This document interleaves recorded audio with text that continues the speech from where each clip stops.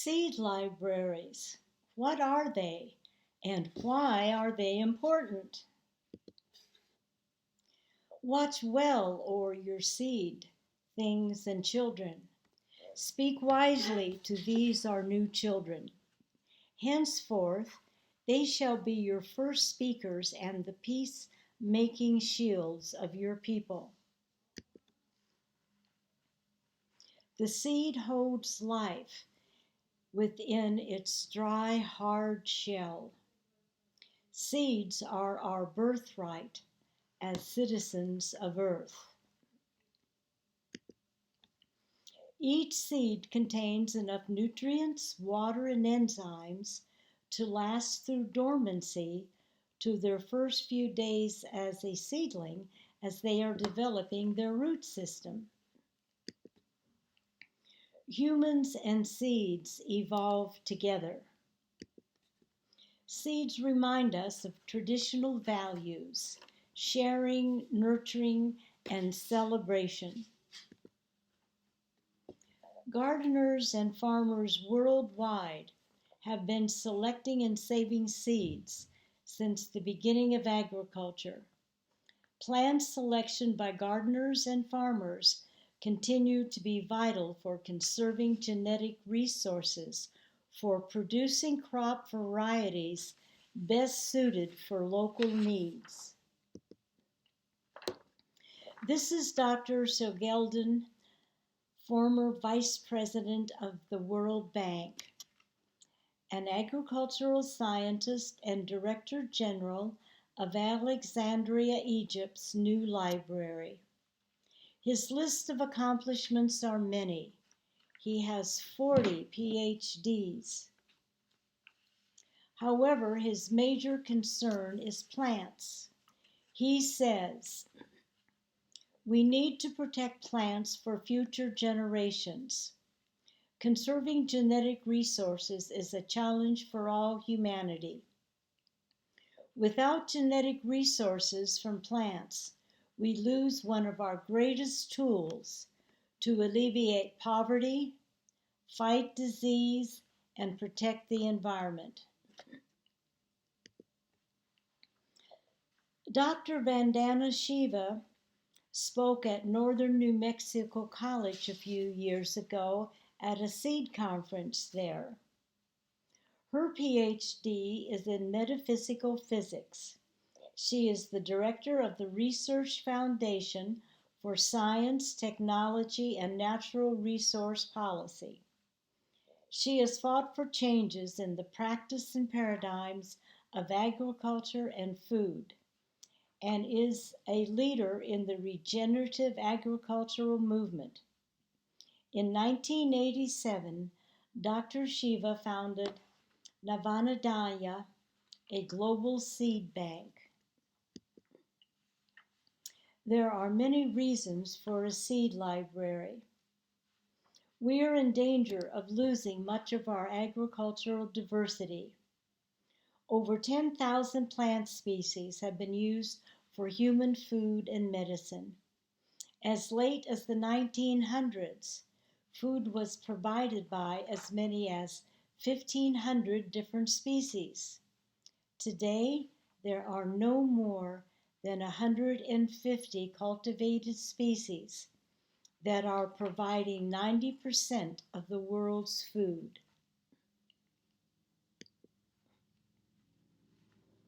Another reason is their chemically treated seeds. They're treated with fungicides and pesticides. There are many threats to regular crops being contaminated by pollen from GMO crops, hybrids or genetically unstable, and treated seeds. Number 3, to preserve flavor and nutrition. Leaving the veggies and fruit on the plant or vine as long as possible allows them to ripen and gives the time needed to gain their full flavor and nutrition. Number 4, food sovereignty. food security.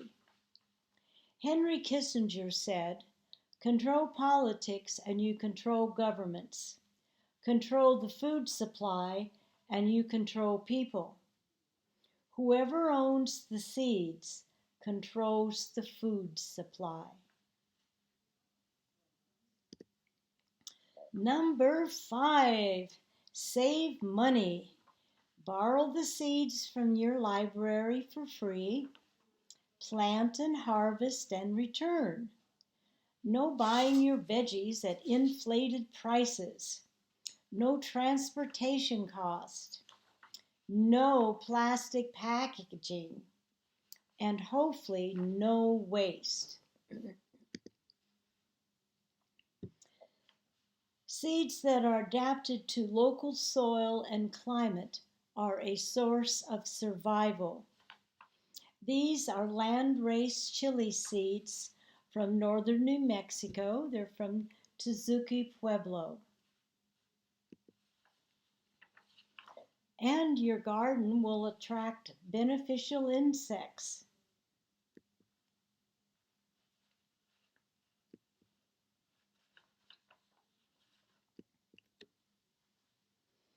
Preserve culture and heritage. This is me and my first seed teacher, John Kimmy. I learned about growing in the desert, about dry land farming techniques, dry land crops, and about desert adapted seeds. The native people and Hispanic people of northern New Mexico have ceremonies, prayers, songs, and dances in honor of planting and having blessings for rain. The Hopi play their drums and sing the corn up. It has been scientifically proven that vibrations start the seed shell to open, helping to birth the little plant. Community. People and seeds, a very ancient relationship. Being with like-minded people, people who find joy with plants, nourishes our soul. A sense of community exists, even on the internet. The New Mexico gardeners. Everybody supports and shares each other.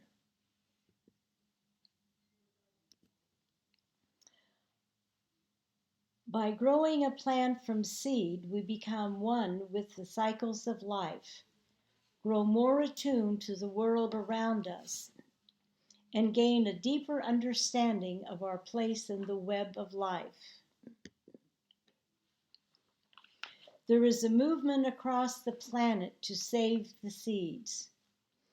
People are sharing with each other and going to seed swaps, and local communities are starting seed libraries.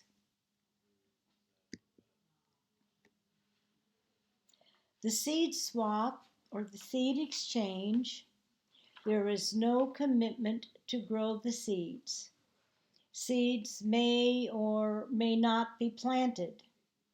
They may or may not be viable, depending on how they were collected or stored. Seed banks store against possible destruction.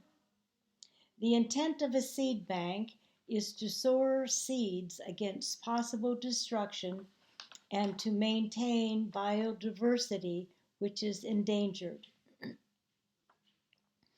The Salvord Global Seed Vault in the top right-hand corner is on the Norwegian island of Spitsbergen.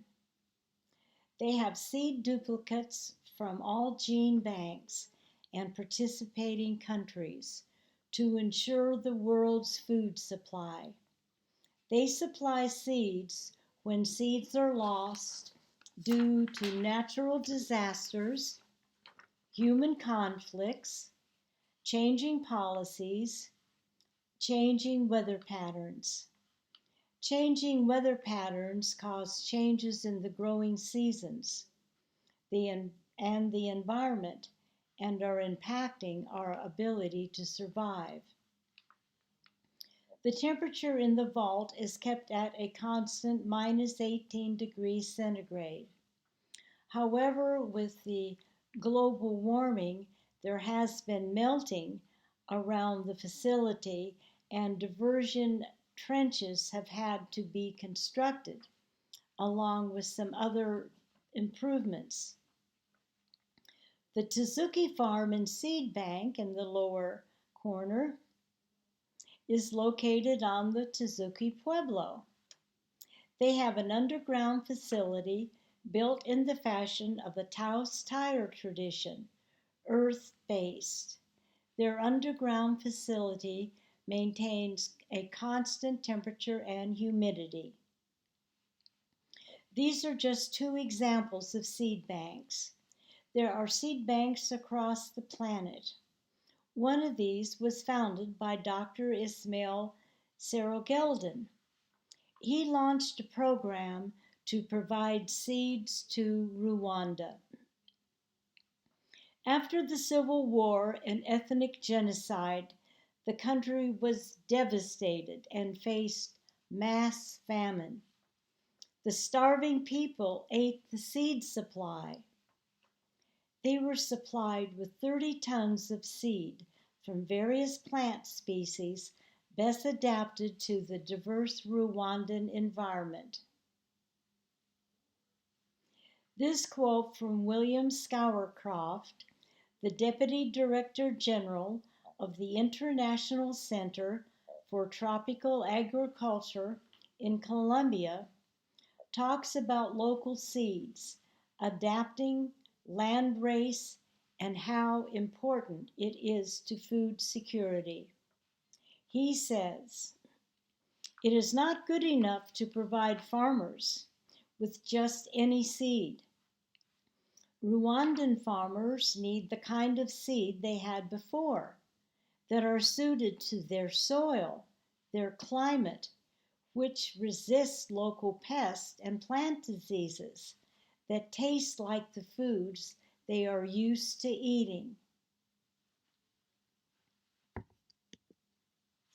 Native Seed Search was founded by a group of friends in Tucson, Arizona, who wanted to see Southwest plant diversity thrive. Plants the native people have grown and are desert adapted.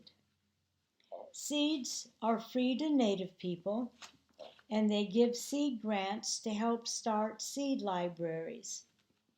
One of their successful programs has been the Diabetic Educational Program.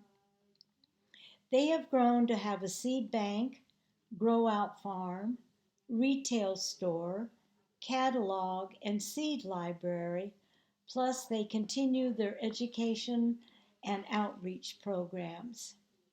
Native Seed Search gave the Embudo Valley Seed Library a grant that helped us be able to start the library. A seed library is a depository of seeds held in trust for members of the library. Members borrow seeds. All seeds are free. Members commit to grow the plants and let a few go to seed. They collect the seeds and return some to the library for others to borrow and grow next year. This process allows the seeds to evolve, adapt, become more resilient to changing conditions. Location of the library is important, ideally in a central place, easy access with plenty of parking. The mission of our library is to maintain purity of seeds, maintain biodiversity, educate and train, develop a network of seed savers.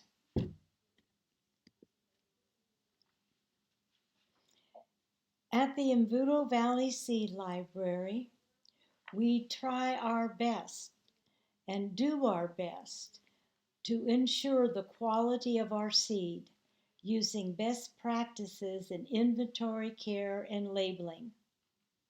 However, seeds are alive, and people using the library have varying degrees of skill in saving seeds. This is a volunteer-run project. We do not knowingly accept genetic modified seeds, seeds that are coated with poison, seeds from hybrid plants, or patented seeds. We do accept organic, open-pollinated, landrace, and heirloom seeds. This lovely lady is a nettles plant. By taking these seeds, I commit to save and share. I will return seeds to replace those I have borrowed. If, because of drought, illness, grasshoppers, or any other valid reason, and I just couldn't get it together, is not a valid reason. If I am unable to fulfill my commitment, I pledge $1 for each pack I borrow. I do this to help the library continue to lend out seeds to the community. And this lovely lady is an amaranth. And she is full of seeds, as you can see. We at the library accept commercial seeds from those companies that have signed the Safe Seed Pledge, or from local companies we know are organic.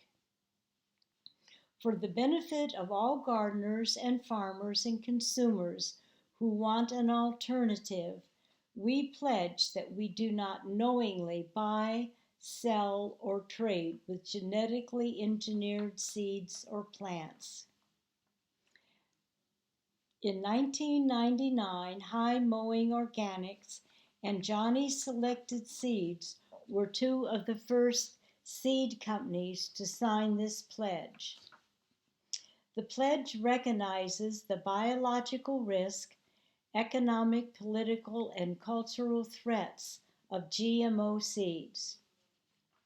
To date, the pledge has been signed by over 370 seed companies worldwide. The seed librarian maintains the seed librarian system. She also could be called the seed librarian coordinator, because she will do management of returns, record keeping, viability checks, maintain an inventory, and is responsible for outreach and special education projects. We do ask the people give us the contact information, the date checked out, the name of the seed, quantity, and date replaced. These are our seed packs. They came from Native Seed Search. We also have a resource book, a page for each crop, and it gives you information how to grow the crop, and it's also a seed record for you.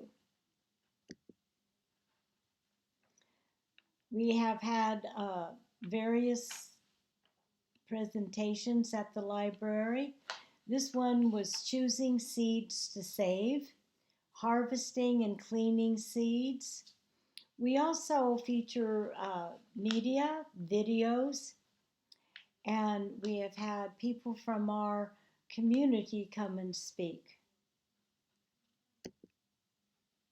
This is our new seed librarian, Rosalia, and she's holding packs and showing that doing inventory can be fun. Seeds must be cleaned properly to prevent mildew, insects hatching, and disease. A sad story happened out at Abiquiu at Ghost Ranch. They have a library there, and somebody started a seed library. They had jars of seeds in the seed library. Well, I talked to somebody maybe about a year after I had seen their library, and they told me that all the seeds had to be thrown out because there were insects growing on the inside of the jars, and some of them just became a gloopy mess. It is really important that the seeds are cleaned and stored properly. And it helps to have a volunteer who has a passion for seeds because, as we know, seeds need to be cleaned and in good health before they can be packaged. A seed library is both a collection of seeds and a community of gardeners and farmers.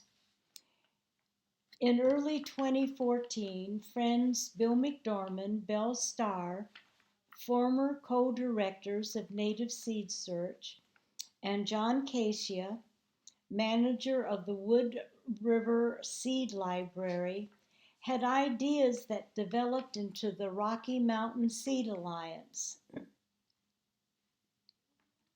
Their vision was to create a network within the Rocky Mountain West that connected seeds and community.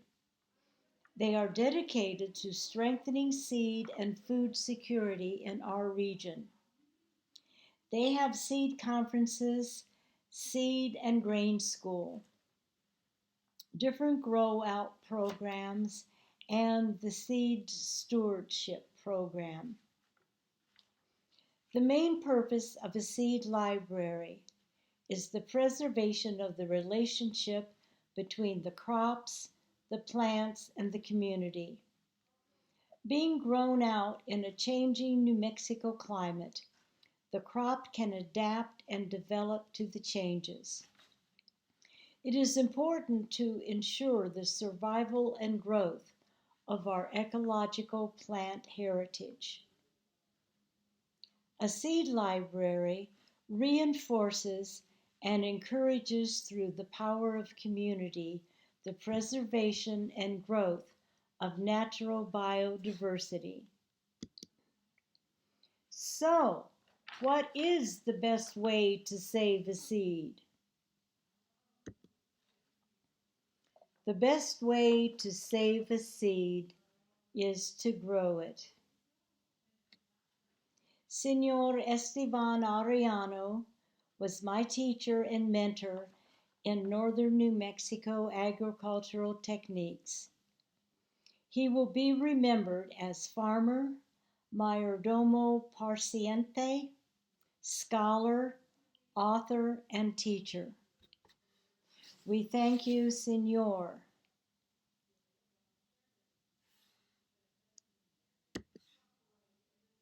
This has been an Oso Herbals production.